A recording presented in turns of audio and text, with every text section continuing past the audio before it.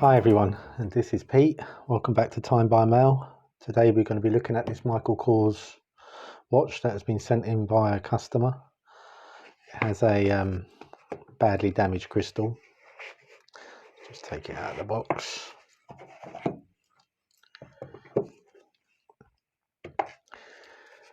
You look closely,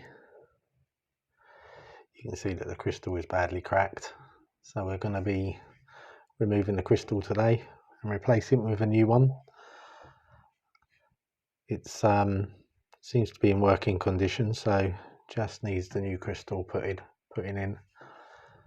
To do this, we need to unclip the clasp on the strap so we can open it up fully, and then remove the crown, take the case back off, remove the crown, and then take the movement out and push the old crystal out and replace it with a new one. So let's show you how to do that. So first things first, we need to remove one of these pins on the bracelet so we can access the case back easily.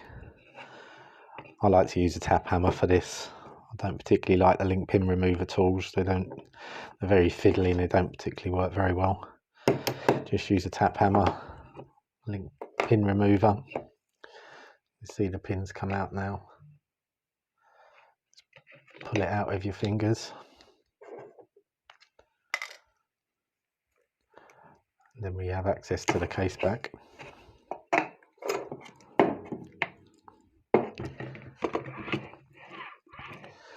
Use a case vise. And you can see it's just got some lovely sweat marks on it. Lovely. So that will all need cleaning up.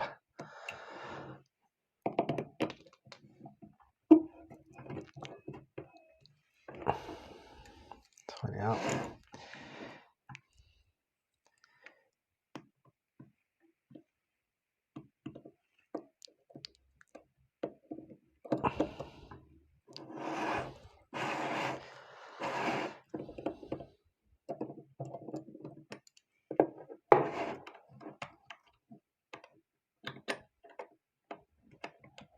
Take the case back off so we have access to the movement.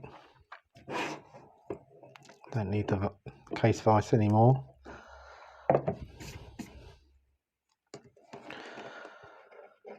As you can see, we have a plastic surround on the movement. You can take this out now, or you can remove it after you've moved the crown. Personally, I like to leave it in until you've removed the crown first.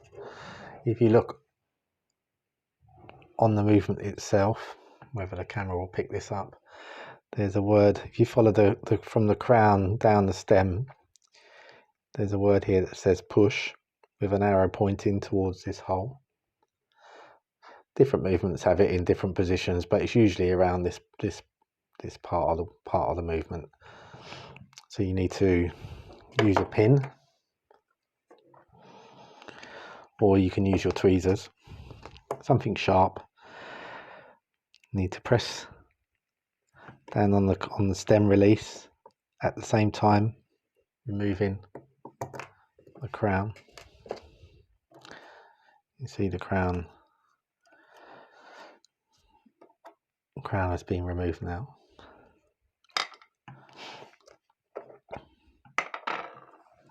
Now we have the crown removed, we need to remove this plastic surround. I'll use my tweezers for this.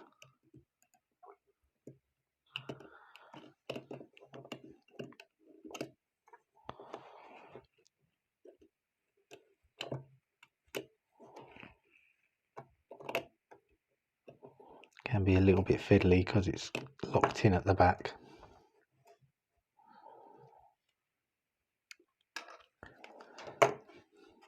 Get a cushion, movement cushion, place it on the movement, flip the watch over. A bit like building a sandcastle, tap it out. There we have the movement removed.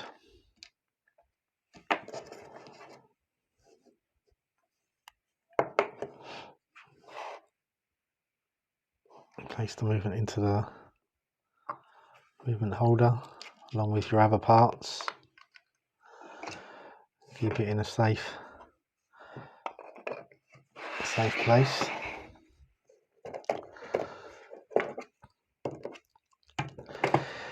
Usually if the crystal is intact, I would remove it with a crystal press so we can get the exact size, but as this is basically in pieces, I'm just going to knock it out with a tap hammer.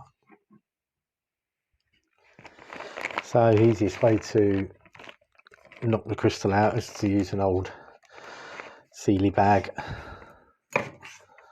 put the watch inside, get your tap hammer and tap it out.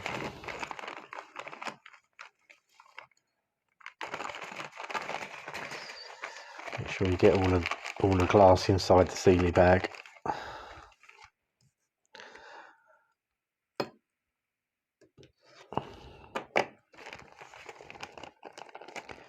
So that can be discarded with.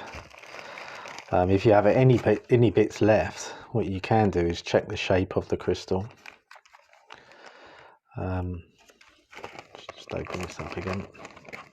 Get one bit out if we can.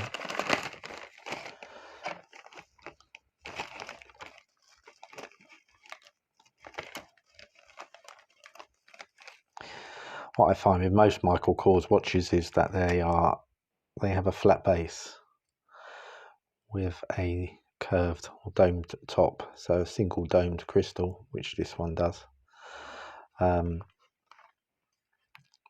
That's why it's good to get it out intact really, then you can measure the edge thickness and the centre thickness. They're usually about 1.2 millimetre at the edge, rising to about 3 mm in the centre. We stock all of these crystals, Michael Kors crystals, on timebymail.com, so feel welcome to go over there and order your new crystal. So now we're ready to give the case a bit of a clean and then fit the new crystal. So we have our 32 mm Michael Kors crystal supplied by timebymail.com. You can go to our website and you can buy these. We stock many sizes of this crystal, so if you find that your Michael Kors watch is a different size, please let me know and I'll find the crystal for you. This one has a flat base with a dome top, so we call this a single domed crystal. To fit this, you need to give the crystal a quick blow with a dust blower. What I like to do is to press the crystal in at first by hand and get it fairly level. Just focus that in. So you want it nice even all the way around. It's a little bit lifted on this side. And then we use the crystal press tool to finish the job. Try not to, after pushing it in, try not to touch the inside of the glass now, because it's a bit more difficult to clean. So I'll get the crystal press set up and show you how to use that. So this is my crystal press tool.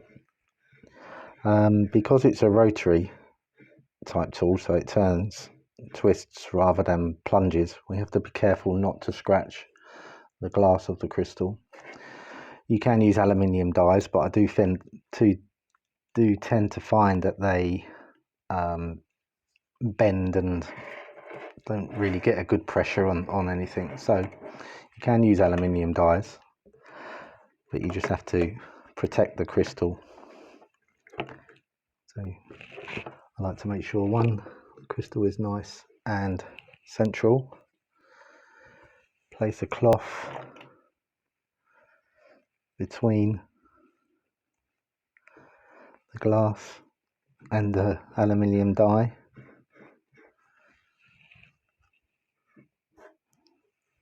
make sure that you're nice and central.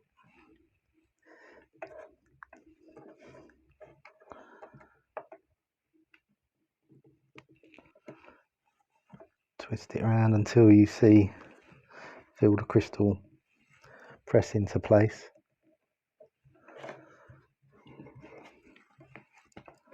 So keep taking it out and checking it.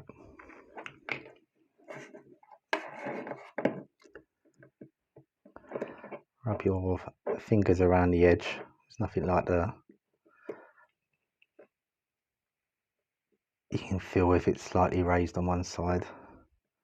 This feels pretty good actually. So first attempt, I managed to do it. So I'll just put the camera back into the upright position, and then we'll carry on fitting the movement and getting the watch put back together again.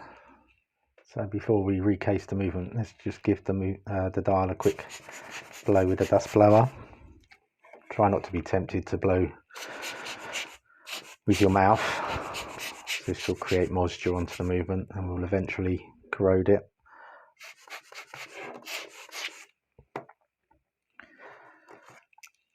Place the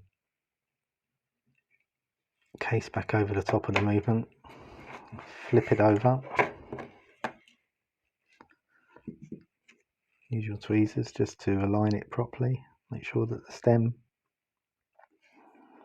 is in line and the stem hole rather is in a line, and the pushers are nicely aligned too. Use your movement spacer. I'll just bring this up to the camera so you can see. This has a ridge at the top, which is here. This needs to go into the movement first. It kind of locks it in place. This can be quite tricky to get in. You just kind of have to bend it into place and then push it down with your tweezers.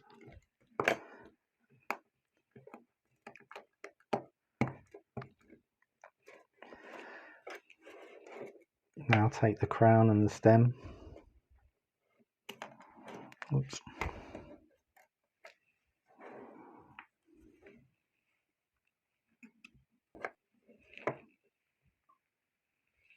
Push the stem in too until it locks. Hear it lock. Pull it in and out just to make sure.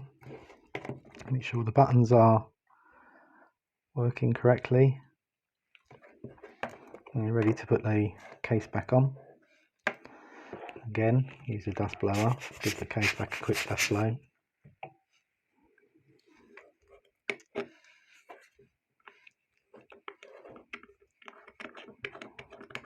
Just tighten it up slightly by hand first, so we can then have a look at the watch and just make sure it's nicely aligned, in line with the 60 minute mark. So use your case back opening tool just to tighten the case back up.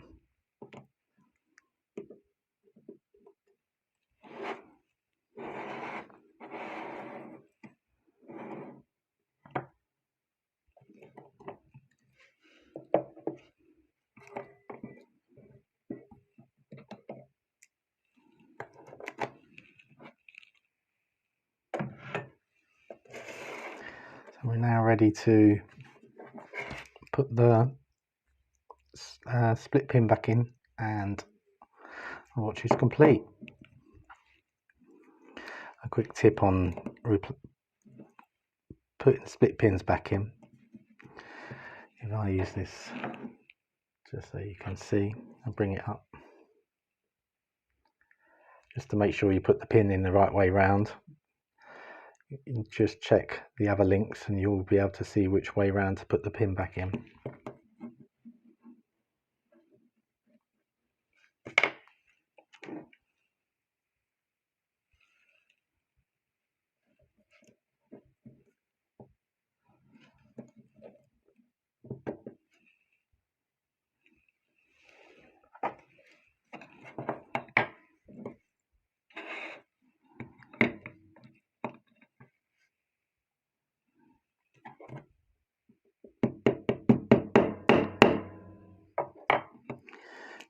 tug,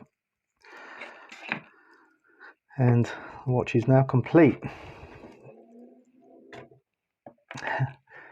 I hope you enjoyed the video, and if you did find it useful, please hit the like button and subscribe. That would be most helpful, and it would encourage me to do more videos on the same principles and ideas. Please also visit us at timebymail.com, and if you have any inquiries, please get in touch via time by mail. Okay, I'll see you on the next one. Bye for now.